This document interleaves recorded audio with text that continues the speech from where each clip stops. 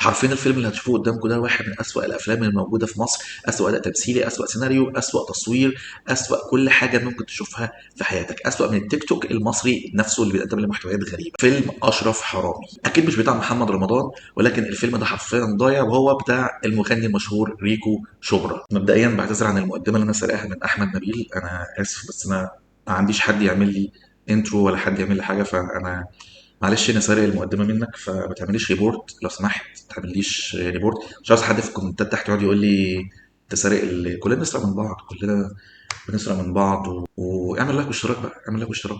انا الفيلم ده بجد مستفز، انا شفته امبارح وقلت لازم اتكلم عنه النهارده في اول فيديوهات الرياكت على قناتنا هنا. أشرف وسعد إنهم يتولدوا وينزل كل واحد فيهم من بطن أمه. شديه وليا وخلصينا، خلينا بقى نشوف اكل عيشنا. ومبدئيا كده يعني جوده التصوير بتاعت الفيلم، الجوده والله العظيم يا جماعه، انا حاطط الفيديو على فول اتش دي، ما بهزرش، انا حاطط الفيديو على فول اتش دي حرفيا.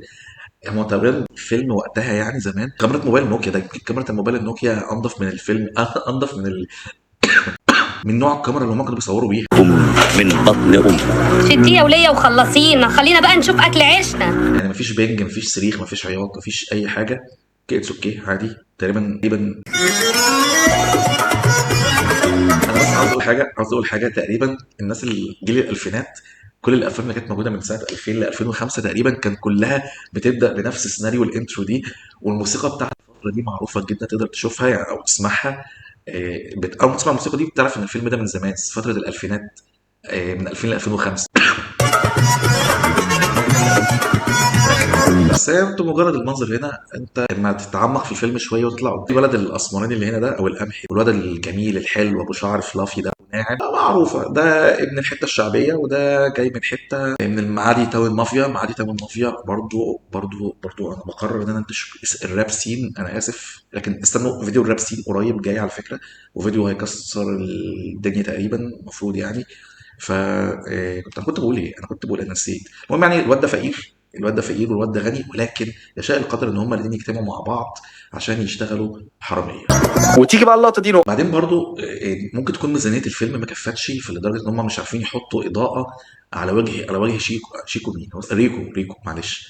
والله العظيم افتكرته شيكو مش عارف ليه. المهم كان المفروض في اضاءه هنا تتحط على الوش بتاع الفنان ريكو. على فكره ريكو دلوقتي شغال فود بلوجر، وتقريبا شغلته فود بلوجر يا جماعه بقت بتجيب فلوس اكتر من شغلة الكول سنتر، يعني مش عارف. بس اعملوا لك اشتراك. فلو كان بس في شويه اضاءه اتحطت هنا، فلاش لايت، كشاف، اي حاجه، كان الكادر ذات نفسه يطلع كويس. بعدين برضو انا عاوز اعرف سرقه اللي في تركبك عربيه مرسيدس، مش عارف جي 002 ده، ولا هو الارقام معكوسه يعني الفيديو نفسه الارقام معكوسه. انا عارف ان انا واخد الفيديو من احمد نبيل، لان اكيد مش هجيب الفيديو اقعد اتفرج عليه، هو الراجل مقطعه جاهز، هعمل له كريدتس في الفيديو اكيد يعني. بعدين اعمل رياكت على الرياكت اللي هو عامله، يعني انا برياكت على الرياكت اللي هو عامله، فعادي يعني. بعدين ايه شغل الحراميه اللي ممكن يخليك تجيب عربيه مرسيدس وتاخد تشرب سيجار، تشرب بايب، الحاجات دي. السيجار والبايب اغلى من العربيه. حتى بصوا لو انت اصلا عملت زوم في الفيلم نفسه هتلاقي ان في بيكسلز، يعني الفيديو بكسل يا جدعان، الفيديو مش حلو برضه السيجار. ده انا كنت وانا صغير زمان لما يجي في المسلسلات اي حد بيشرب سيجار، ده بالنسبه لي خلاص، ده ملك الدنيا وما عليها، ده غني جدا، غني لدرجه ان هو خلاص بيشرب سيجار مش عاوز حاجه تانية منه. مش لدرجه انه يشرب سيجار. عندك حق، ما تنساش تدفع حساب الاوتيل الاسبوع اللي فات. اللي انت عملته ده كان فاضل لي جوهر ياك ويكسب العشرة. ده جوهر مالك؟ زي ما انت شايف. ايوه اعملهم كل ده عشان قال له ان انت اللي عليك الدور في الدفع. ما عمل بقى نفسه ايه؟ حنفيه اللي مكفيني بالله عليك. نفضل لغايه امتى نسرق ونصرف نسرق ونصرف؟ فلوس ما فيهاش بركه. قصدك نتوب يا كلب. ايوه نتوب يا سعد. نتوب عن السرقه القطاعي ونسرق سرقه كبيره نعيش عليها العمر كله. ماشي. انا اللي هي بصوا، هي اللقطه دي غريبه شويتين، بعيدا يعني عن تمثيل الاداء الاوفر اللي هم عاملينه. انا بكتب طبعا تمثيل سيء جدا، اقل ما يقال عنه ان هو اسوأ من السيء. ولكن ده تامر عبد المنعم، ده اسمه تامر عبد المنعم، ده المفروض اشرف وده سعد. المهم يعني انا بص كده، بص يعني هو لما ضربه بالقلم، يعني حتى القلم كده ضربه بالراحه، قلم طيار. الفكره بس ان انا افتكرت وقتها ان هو ناوي يتوب حقيقي، ولكن اتضح ان هو اصلا عاوز يسرق سرقه يعيش عليها العمر كله. فانا او انا كنا عايشين في 2025 في ظل التضخم اللي حصل دلوقتي، والدولار بقى ب 50 جنيه ولا 51 جنيه، على ما يمين الدولار كان ب 4 جنيه تقريبا. فبس المرتبات، اسمع ان المرتبات وقتها كانت قليله برضه مش زي دلوقتي.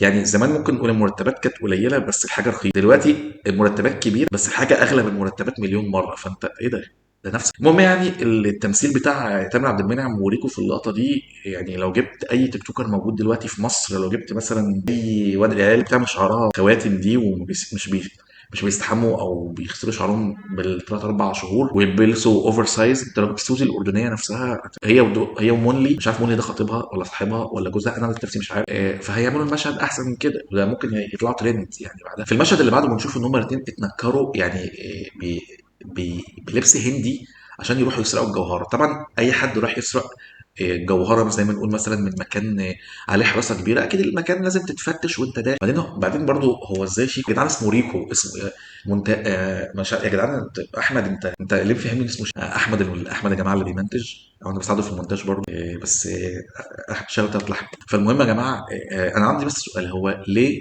ريكو قرر يعمل ان هو، ونشوف في المشهد اللي بعده ان هما الاثنين دخلوا سرقوا الجوهره وكده، المفروض العمليه بتاعتهم نجحت وخلاص.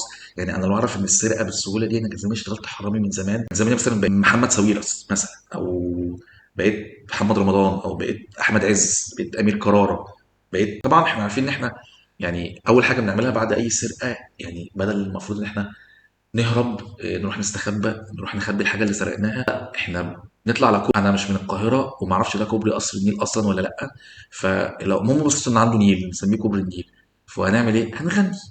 يعني الغنى مفتاح الحياه. بصوا كده في النيل في وسط المكان اللي مليان امناء شرطه وظباط، وتقعد تقول سرقنا الجوهره خدنا الجوهره. بعد كده سعد او اشرف مش عارف والله العظيم، عارف اساميهم، اتقبض عليه بعد ما خبى الجوهره في مكان سري في بيت لسه بيتبني، او مش عارف ايه المكان اللي كان بيتبني ده. وبعد ما خرج الاطفال اللي واقفه دي، مش عارف هم جم منين، ولا هم كانوا فاكرين ان ده مثلا عرض مسرحي، فالاطفال بقى خارجه من المدارس وبتسقف. مين دول اصلا؟ يعني اكيد الناس دي دلوقتي كلهم كبار ومتجوزين، وفي منهم اللي سافر وفي منهم اللي بقى تيك توكر. يعني تخيل كده انك تبقى تيك توكر، تخيل فولو على اكونت تيك توك او ماريو 90 تي في اف ان. بصوا يا جدعان، بصوا 35,000 3000 10 11,000. بنزل كل يوم مقاطع جيمنج يا جدعان، يعني انتوا عايزين اكتر من كده ايه؟ وانزل رياكت وانزل حاجات جميله. ف اعمل لي فولو، اعمل لي فولو، احنا عاوزين نوصل انا لاجئ على التيك توك بقالي 7 شهور ما وصلتش غير 491 فولور و 9000 ونص لايك تقريبا. فعايزين نوصل 1000 عشان نطلع لايف، عشان نقول كبسوا كبسوا، عشان تبعت لنا اسد. عشان نرجع لموضوعنا، الاطفال كانت بتسقف دي، يعني الاطفال احباب المفروض بعدها ان سعد ان اشرف هيروح السجن، هنعدي الحته دي كلها. انا بقى عندي مشكله في الافلام بتاعت زمان، لما كانوا بيحطوا يحبوا يجيبوا لقطه سسبنس كده او فيها حاجه كريبي، حاجه مريبه، كانوا بيستعملوا موسيقى كطفل انا وقتها، موسيقى مريبه جدا بتسبب لي نوع كده من التوتر والخوف والرعب. اسمع حل. يا رب يا رب سعد يجي لي السجن ويطمني يا اشرب انت ايه اللي جابك؟ انا دعيت ان انت تجيلي زايد مش مسجون. المهم يعني بتعدي فتره السجن بتاعت اشرف، وبيطلع معاه شنب كده بتاع قراره، وياخد بعضه ويبص ويجري ويجري ويجري. يتفاجئ هنا بكارثه، ان المبنى اللي حطه جواه الجوهره طول فتره السجن تحول لايه بقى؟ خمنها، تحول لايه؟ مطعم. قصر الكبابجي فتح فرع، رجع بالزمن وفتح فرع بالماضي، تحول لايه؟ مديريه امن. يعني لما الدنيا تتفاجئ ان المكان اللي انت خبيت فيه الجوهره اللي ثمنها مليارات او ملايين. اعمل اشتراك بس عشان اوصل ل 10,000 مشترك على القناه دي ان شاء الله، ونلعب بفلوس لعبه بقى. عايزين نقبض من يوتيوب بقى، عاوزين نقبض، لان المكان اللي هم عملوه طلعت مديريه امن. فانت بقى السؤال، هتطلع الجوهره من جوه ازاي وانت مش ظابط اصلا؟ هتخش جوه ازاي وتفتش في المكان اصلا وانت مش ظابط؟ هتجاوب اهو صح، هتجاوب اهو صح. الموضوع بسيط، هتلبس لبس ظابط وتخش جوه. اللي خلاك تخش تسرق المجوهرات وانت لابس لبس هنا؟ البس لبس ظابط وخش اسرقها جوه. just like that man. نقيب شرطه فرع واقف كده بالظبط قدام المديريه. انت مواطن ايه يا عم؟ في ايه يابا؟ انا نقيب شرطه فرج شديد فين مبنى اداره المباحث اللي هنا؟ اصل انا منقول جديد من الصعيد وعايز احدد موقعه بالضبط. زي ما قلت لك انا منقول جديد من الصعيد. أيوة. انت هتصاحبني يا مواطن ولا ايه؟ قلت لك انصراف بالراحه. تلاقي بتليك بعربيه تشيلك يا بعيد. يعني تاني مره يلاقي في الفيلم، وتاني مره نفس الموسيقى الكريبي، ومش عارف الحادثه حصلت ازاي، ما شفناش حاجه غير ان العربيه بتفرمل لا اكتر ولا اقل. فالظابط طبعا هيغمى عليه، مين بقى هي شخصيه الظابط؟ بسيطه، بس هو عمل حركه كويسه جدا اي مواطن شريف لازم يعملها. لما يلاقي حد عمل حادثه هو ينقل الشخص اللي حصل له حادثه، يوديه المستشفى.